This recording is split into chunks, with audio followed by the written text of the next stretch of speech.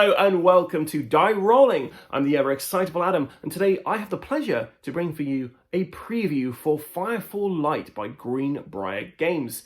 If that name sounds familiar, that's because those fantastic people there did the absolutely amazing Folklore the Affliction, which is hands down one of the best narrative campaign games out there.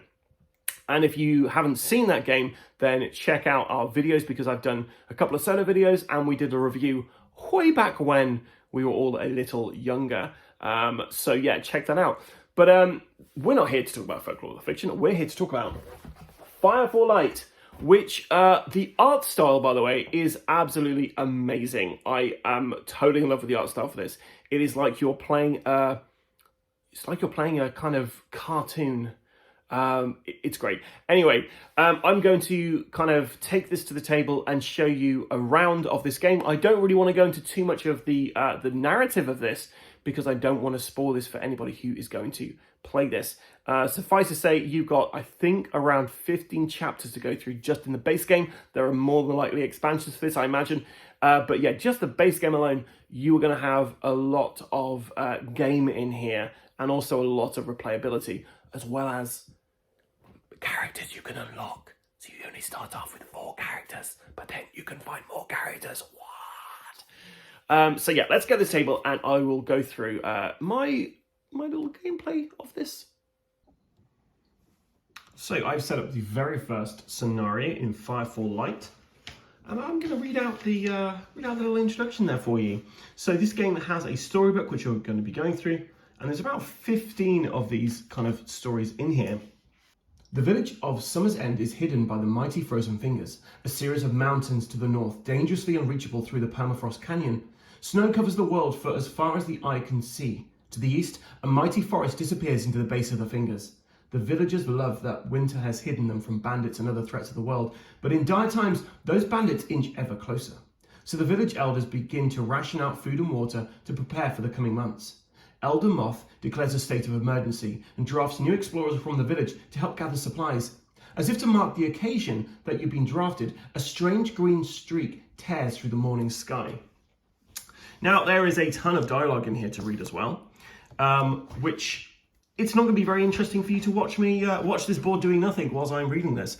But yeah, if you are after narrative, there's a ton of narrative in this, which is great. So once you've gone through that initial kind of setup, it tells you how to set up the map here.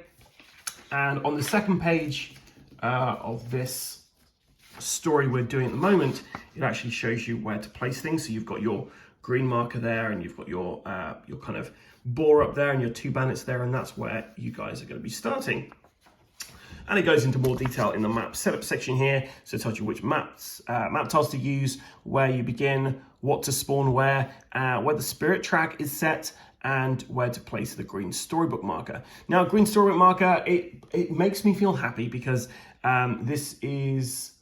it gives me memories of Folklore the Affliction, because yeah, you had storybook markers in there, which you wouldn't know whether they're good or bad things. So we have our objective up here, which is to find the strange meteorite. And if we reach 0 spirit or all explorers exhausted, end the chapter and read a mess of things on page 9.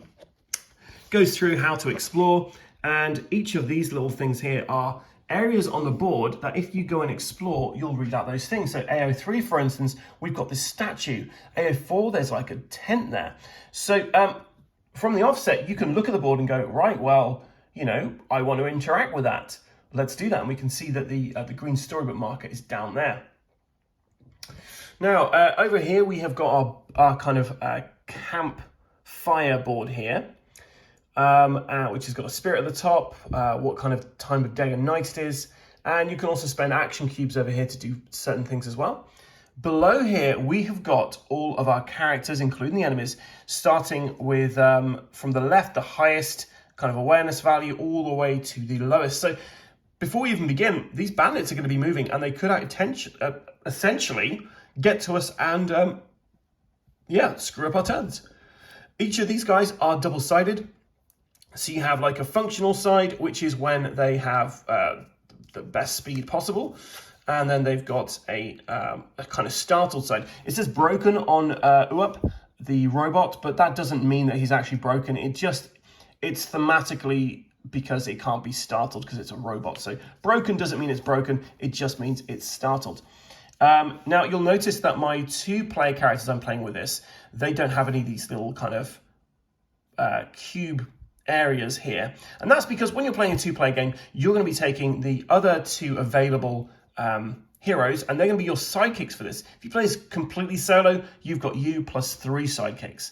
So you're never going to be alone. You're never going to have any issues about being completely outnumbered by bad guys, because with these guys, you get 2 action cubes, and in a solo game, you get 3 action cubes. So these guys can assist you with your combat and other things as well.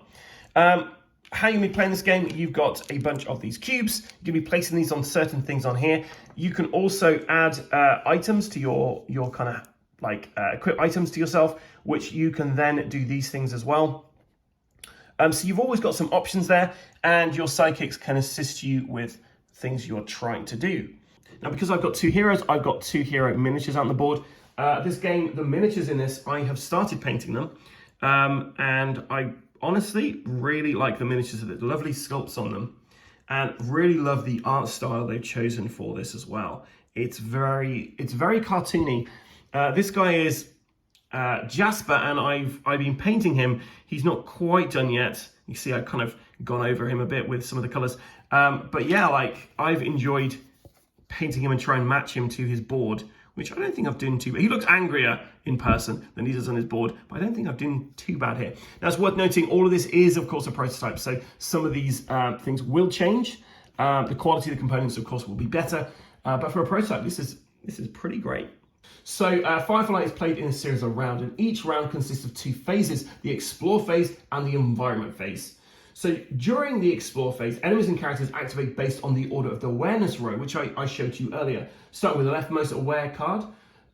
These activations have 3 different types based on which type of card is activated. When an awareness card activates, it becomes the turn for that entity. When they complete their turn, the awareness card to the right activates. Finally, when the rightmost awareness card completes their turn, it becomes the environment phase.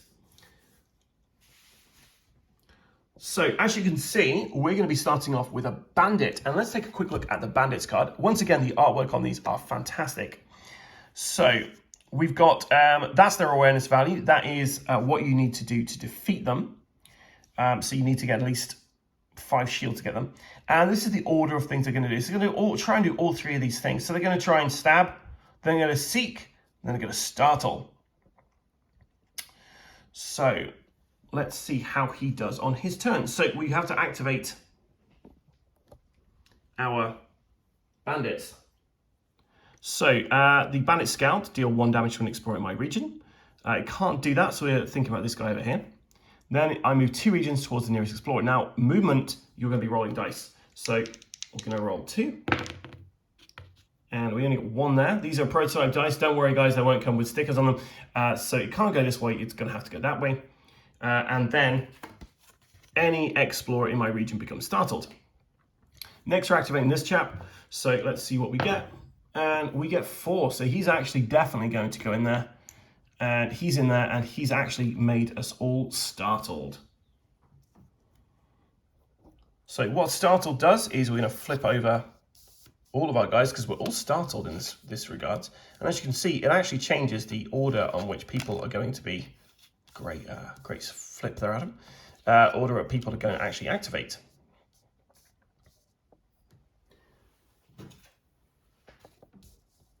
Okay, so we've activated him. Next, it's going to be, we're going to go for Jasper next. So it's Jasper's turn. And we've got 4 action points to spend, and we can take 1 of Iris's action cubes to use.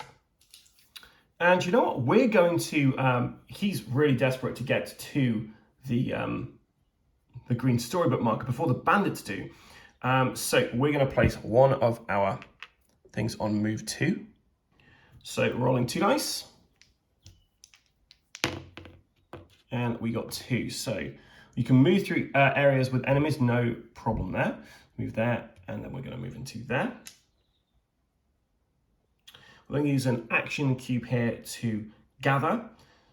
So we've got some wood resources in there. So we're going to roll 2 dice now, because we've got a gather of 2. We got 4, so we actually get 4 of those. All the wood. And then we're going to explore. So if you're in an area which has got a kind of letter and number on there, you then read what it says in there. But if you're in an area that doesn't have anything, you're going to be placing the top card of the supply into the blueprint row. So we can get some explorer gloves. And to craft it, we're going to need some of this kind of rock stuff there. So that goes over there. And that's going to be the end of Jasper's turn. So it's now looking at the board here. We actually have Nari's turn. So this is Oop's kind of companion. And you know what? We're going to use her cube for a move. So we're going to move of 1 for this. And we've got a 1 on there. So we're going to move just over here. So now Oop's turn. And this is the options we have here. So he's got a really decent movement here. So actually we're gonna do that move 3 for him and see what we get. So we can move up to 3 spaces. Now what's interesting about this is you can move and then you can do something else and then you can carry on your movement points. You can interrupt these with things. So he's going to do his movement of 3. So we're gonna move into there, and then we're going to split. We're going to do an attack. So we've got an attack of 2 here. We need to get over 5, and we got a 3, so no good there. So we're going to move another 2 spaces. We're going to move there, and we're going to move AO4. Then he's going to do an explore action. So we're at AO4. Bandits seem to have set up camp here. By the looks of it, they've been here for quite a while. Why are they so close to the village? That's not normal. The camp is littered with broken weapons and rotted food. Where did this all come from? Other villages? It's not like the bandits have a central location. They're nomads. These wanderers roam the forest and the nearby canyon living off of scraps. The only point of interest you find is a piece of parchment with a note with childlike scribbled handwriting. Something's wrong with Keada. Andri. You've heard of Andri before. He's a mighty bandit warrior and a menace within these woods. If he's near, it's best to keep a low profile and only take what you need. Place the top 2 item cards in the blueprint row, then gather some leather. Then check the Andri box in the prologue summary page. So we find some explorer's boots and an orb of haste. So we have this box here, which we should check here to say that we've know about Andri. And what's cool about that is going to be later on in the game, we're going to come up with what actually happens there. So it's now Iris's turn, and she's got a movement of 2. So we're going to use that move 2 to assist Jasper. And he's got 2, so he moves on to this space here, but we'll have to wait till next round before he can do anything. Next, we have the Grub Tusk. Do a damage equal to my rage to an explorer in my region. If in a region with an explorer, I gain 1 rage token. I move 1 region towards the nearest explorer. So just the 1. So now the environment phase. During this phase, the weather and terrain fight back against the explorers. Each of these effects is rolled entirely in the order listed, then return to the explore phase. So each player rolls a number of dice determined by the light value, if outdoors, which, yeah, we are, so it's 1 dice at the moment, or the number of extinguished torch tokens if indoors, determine their exposure to the elements, and add an additional number of dice to this roll for each cold icon in your region. So we don't have any cold. Oh, yep, we got 1 cold there. So let's go start with Jasper. So he's rolling 2 dice, and he got 1 and 1 of those. And how this works is if you roll more swords than you have action dice, then you have to exile 1 of those because you get 1 exposure. And for each unused action cube an explorer has, they temporarily gain +1 awareness, which is always pretty handy. So that was for our man Jasper. So they're both fine.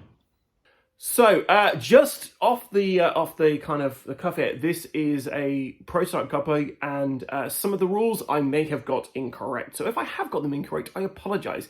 I played them with the rule set that as I understand it, and I've had great fun with this game. This is a game you can play solo, and in this day and age, sitting down at a table with other people can sometimes be a bit scary for people. And also, it can sometimes be a bit hard to find people to sit down and play a game with. My partner, for instance, doesn't really enjoy playing games. So, yeah, a lot of the time, I will sit down and play a game on my own, or I'll play with some friends. So, having a narrative campaign board game is always a huge win for me when it comes to solo games, because I absolutely love thematic and immersive games. And this is one of those. I absolutely love narrative games. I love the fact you've got kind of different things you can find out as you're playing this game. So you could, one play session you could go through and you could do that tutorial thing. And you could go and check out like the bandit camp. You could go check out a statue that's there. And you could find that meteorite and then continue your adventure. You might not find all the information out that first game that you play. So playing that again with another group or another run through with different characters maybe, means that you're able to then find out some more of the story as well. I love the fact that you've got these little checkboxes you're going to be doing, so later on, depending on what you found in previous missions, it's going to affect later on when you're playing these other missions. The story is really interesting. I didn't really read out the narrative because, like, if I had a really nice kind of some imagery with the art style for this, I probably would have just read out in different voices the kind of introduction to this. But I didn't have that, and I didn't want you just staring at a board and being like, oh, just listening to Adam waffle on again, like you are right now. So, what do I think about this game? Well, I think it's very clear that I am a big fan of this game. I love the art style. I imagine the components in the full game are going to be fantastic. I like games where you have an option about having standees or miniatures. I don't know whether they're going to do standees for the characters in this, or it will be miniatures and standees for the enemies. But yeah, the miniatures themselves, just off these prototype ones I have, really nice sculpts, lots of detail, and they look just like the characters off the boards, which is sometimes can be a bit frustrating. If you, like me, you paint miniatures, if the characters don't quite look like they do on the board, I try and match them as close as I can, and yeah, it's always a little frustrating, but these look exactly the same as they do on the board, so fantastic, great job. And even if you just put like, you primed it and put a wash over that, they'd look fantastic. This is definitely a game you can play with your family as well, so if you have children who want to play like a role-playing game, but you don't really want to get into all the effort of setting up a role-playing game, you could play this game with them. And the story is quite cool. I love the kind of setting for this ice. You get the exposure that's going on, and like this little village that's isolated, and you're trying to kind of save this village. I don't know where the plot goes either. I've only played the tutorial and then that first chapter, but I enjoyed what I played, and I don't really want to tell you too much about the story because I don't want to spoil it for you.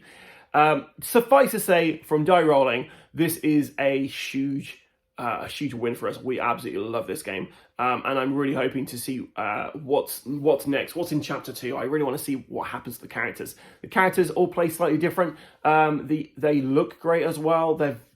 I enjoy you've got like this robot character, and I'm not quite sure if anybody exactly knows how to pronounce it's spelled O-U-O-P, so it's OUP for me, but I mean that doesn't sound right either, but yeah.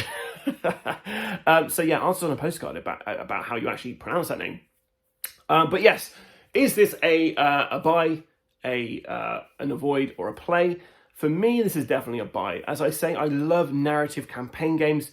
This is one you can play with up to 3 other people, or you can play on your own with the sidekick kind of sides of the cards. There's strategy in there. There's different things you can do in your turn. The action cube spending is pretty cool. You're never guaranteed exactly to be able to do what you want to do depending on those dice rolls and stuff. You have ability cards, which I didn't really go into, but the ability cards you can add on your turn to like supplement what you're going to be doing. If you're on the same space as other people, you can like assist them with some of your cubes. So there's lots of options and lots of discussions you can have at the table. I played this with 3 players, and that was an absolute pleasure. Everyone was really into the story. Everyone was really gripped by it, and like there was a lot of kind of conversation about what we should do on our turns, who should do what, who's best suited for certain things. And yeah, just an absolute pleasure to play. So it's definitely a buy from Die Rollin here. This was a review copy was sent by Green Brier Games, so thank you so much for that. And we look forward to seeing how that Kickstarter does. So yeah, that's about it from us, really. Thank you so much for watching this video. If you have any questions or concerns, then please leave them in the comments below and I will get back to you. I've been the ever excitable Adam. Please, if you enjoy this content, then like and subscribe to our various different social medias. You can find us on Instagram, where I post pretty much daily. You can find us on Facebook, which we rarely use. You can, of course, find us on YouTube, where at least once a week you will get a video, which will be a preview, an unboxing, or me playing with myself. Solo games, that is.